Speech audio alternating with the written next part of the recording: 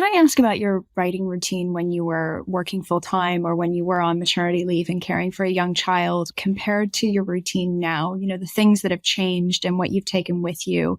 As I'm assuming that teaches you a lot of discipline, trying to balance all these different things and juggle all the different demands on your life.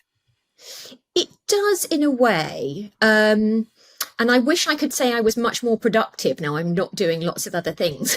I'm not entirely sure that I am because, you know, when you're looking after small kids and working, you just have to cram things in whenever you can. And I mean, I guess with all writers, I desperately wanted to write.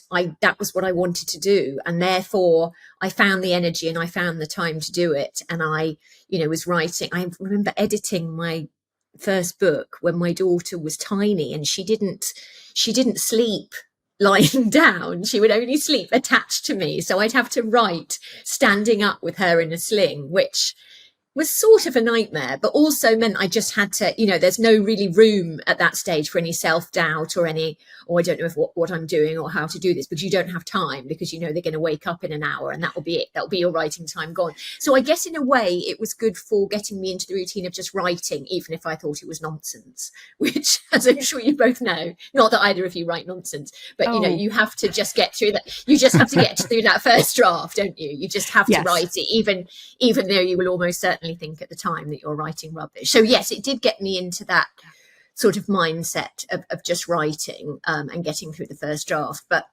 now that I'm in fact, so when I went down to sort of doing some law and some writing and some tutoring, what I would do was my supposed routine was that I would drop the kids off at school and then I would write 9 till 12. That would be my writing time. And I would try not to let anything else intrude on it. And then the afternoon, when my brain had started to flag, would be for the other things. Of course, it never really works out quite like that because certainly when I was still doing some law, you know, something urgent will come in and you have to deal with that, or, you know, you'll get a call from the school and there's a sick child or whatever. So it doesn't always work out like that. But that's still what I'm trying to do now is 9 to 12 is my writing, no messing about on Twitter. And then the afternoon is for all the admin and research and all the other stuff.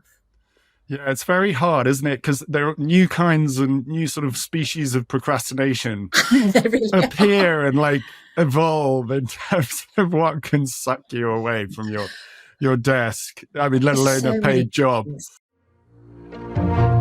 Thanks for watching this clip from the History Quill podcast, all about writing and publishing historical fiction.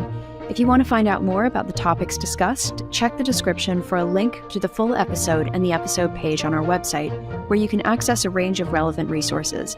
You can also join our email list to receive new podcast episodes and more content for historical fiction writers. And of course, don't forget to like, subscribe, and switch on notifications.